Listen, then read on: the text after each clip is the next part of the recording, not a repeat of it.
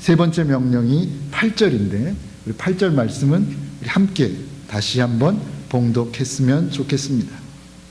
여호수아서 1장 8절입니다. 우리 함께 봉독합니다. 시작. 이 율법책을 내 입에서 떠나지 말게 하며 주야로 그것을 묵상하여 그 가운데 기록한 대로 다 지켜 행하라. 그리하면 내 길이 평탄하게 될 것이라. 내가 형통하리라. 아멘. 형통한다는 말이 무슨 뜻입니까? 모든 일이 뜻대로 된다라는 겁니다. 모든 일이 내 뜻대로 된다. 그것이 형통한다는 말의 사전적 의미입니다. 세상적인 의미입니다. 하지만 성경에서 말씀하는 형통은 그런 의미가 아닙니다. 성경에서 형통하다라는 말의 히브리어는 사칼인데 신중하다, 능숙하다, 지혜가 있다, 번창하다라는 뜻을 가집니다. 그러니까 무조건 세상적으로 형통하는 것이 아니라 지혜와 신중함과 능숙함이 전제된 형통입니다. 다시 말해서 하나님이 주신 지혜와 신중함과 능력을 통해서 번창하게 되는 것, 그것을 성경에서는 형통이라고 말씀한다는 것입니다. 그런 면에서 이 세 번째 명령은 우리를 향한 하나님의 명령인과 동시에 오늘을 사는 그리스도인들에게 주시는 형통의 법칙입니다. 어떻게 하면 형통할 수 있을까? 어떻게 하면 그리스도인으로서 형통하는 삶을 살 수 있을까? 오늘 본문에서 세 가지로 분명하게 가르쳐 주십니다. 먼저 하나님의 말씀을 내 입에서 떠나지 않게 하는 것입니다. 이것은 항상 말씀에 사로잡혀 있는 상태를 의미합니다. 우리의 머릿속에 무슨 생각을 하고 있습니까? 우리의 마음에 무엇이 있습니까? 우리의 머릿속이 또 우리의 마음이 세상에 대한 동경이나 세상 것에 대한 욕망이 아니라 하나님의 말씀으로 가득한 상태를 말합니다. 하나님의 말씀으로 충만한 상태를 말합니다. 그러면 어떻게 해야 우리의 머릿속이 항상 하나님의 말씀으로 충만할 수 있습니까? 간단하지요. 성경을 읽어야 합니다. 하나님의 말씀인 성경을 읽어야 합니다. 율법책을 내 입에서 떠나지 말게 하며 라는 말씀의 의미가 그것입니다. 하나님의 말씀인 성경을 늘 읽으라는 것입니다. 그렇게 해서 성경 말씀이 내 입에서 내 머리에서 떠나지 않게 하라는 것입니다. 그래서 내 마음속에서 항상 들려오는 것이 세상의 소리가 아니라, 세상의 시끄러운 소리가 아니라 하나님의 말씀이 되게 하라는 것입니다. 이것이 형통의 법칙 첫 번째입니다. 하나님의 말씀인 성경을 가까이 하시기 바랍니다. 그냥 차에다 놓고 주일날 들고 왔다가 나가면 또 차에다 놓고 그러지 마시고 성경을 읽으시기 바랍니다. 조금씩이라도 꾸준히 성경을 읽는 습관을 들이셔서 형통한 삶으로 한 걸음씩 한 걸음씩 다가갈 수 있는 저와 여러분들 되시기를 바랍니다. 다음으로는 그 읽은 하나님의 말씀을 주야로 묵상하는 것입니다. 여기서 묵상한다는 말은 사색한다라는 뜻, 그리고 나지막한 목소리로 읊조린다라는 뜻을 가지고 있습니다. 풀어서 설명하면 어떤 목적을 설정하고 그의 온 마음을 집중해서 묵상하는 행위를 의미합니다.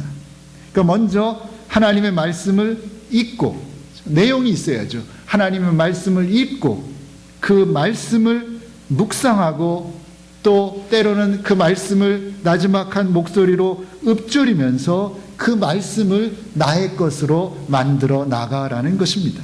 그것이 형통의 법칙 두 번째입니다.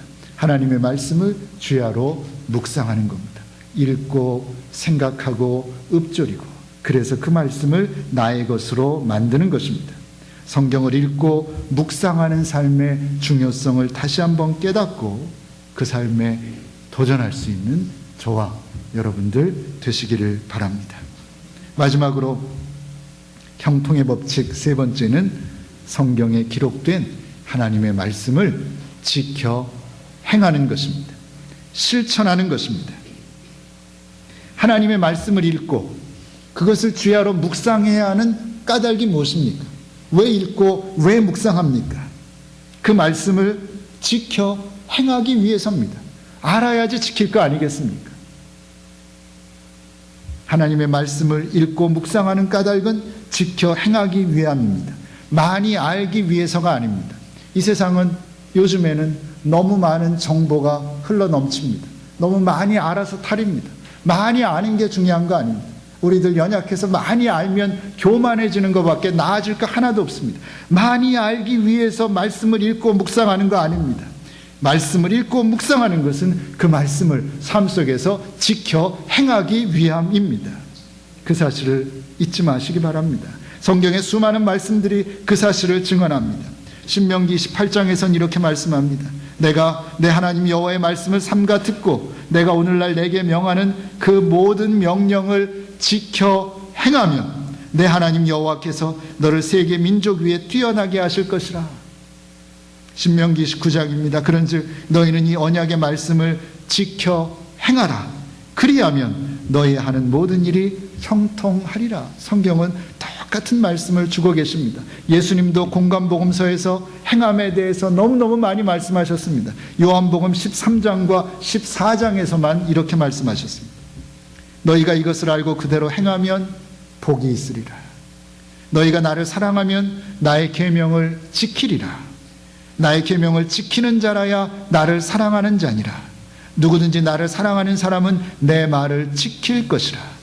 요한복음 13장과 14절에서만 주님은 이렇게 행함에 대해서 강조하셨습니다. 그리고 야고보서의 저자는 최종적으로 이렇게 선언했습니다. 아예 종지부를 찍었습니다. 야고보서 2장 26절입니다. 영혼이 없는 몸이 죽은 것 같이 행함이 없는 믿음은 죽은 것이니라. 그렇게 결론을 내렸습니다. 8절의 의미도 바로 그것입니다. 이 율법책을 내 입에서 떠나지 말게 하며 주야로 그것을 묵상하여 그 가운데 기록한 대로 다 지켜 행하라. 그리하면 내 길이 평탄하게 될 것이라. 내가 형통하리라. 성경에 기록된 대로 다 지켜 행하라는 것입니다. 그런데 관심을 가지고 볼 것은 문장의 구조입니다. 그리하면 이라는 말이 있습니다. 중간에 그리하면 무엇을 말합니까? 조건절임을 알려줍니다.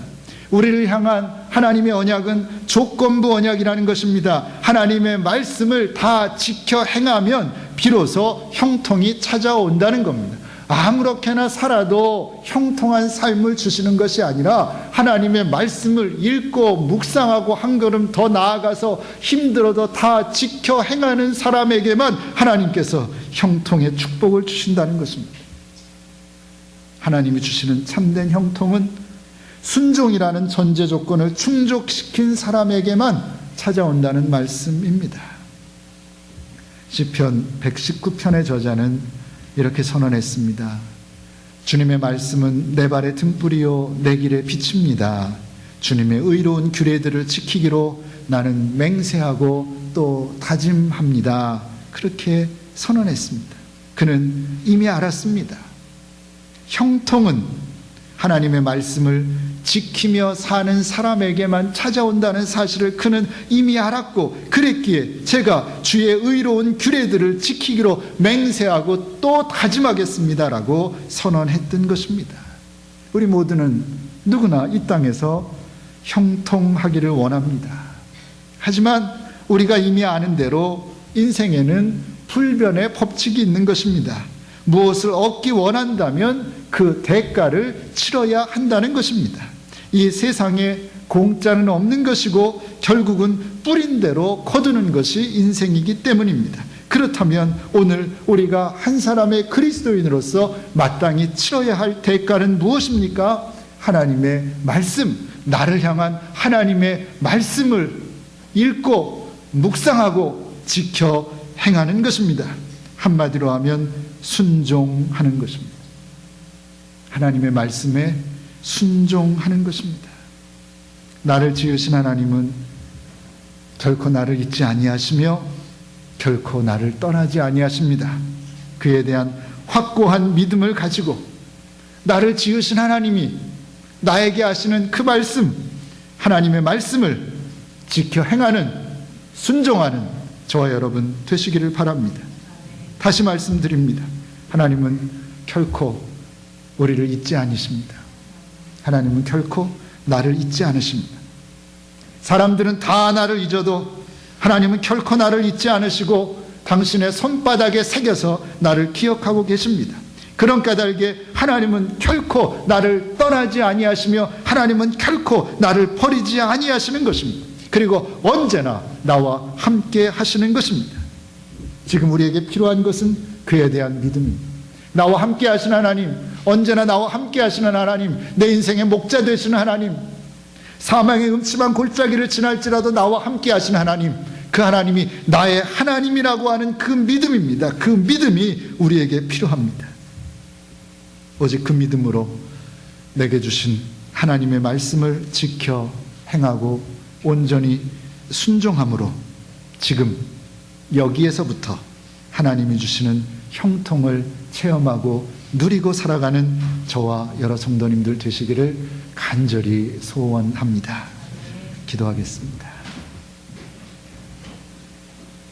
나를 떠나지 아니하시며 나를 버리지 아니하시는 좋으신 하나님을 내가 믿습니다. 사망의 음침한 골짜기를 지날지라도 나와 함께 하시는 임마누엘 나의 아버지 하나님을 내가 믿습니다. 하나님, 그 믿음으로 나의 아버지 하나님께서 나를 사랑하셔서 나를 위해서 주시는 그 말씀을, 그 명령을 읽고 묵상하고 지켜 행함으로 지금 여기에서부터 형통한 삶을 살아가는, 형통의 축복을 누리며 살아가는 저희들 되게 하여 주시옵소서. 예수님의 이름으로 기도하옵나이다. 아멘.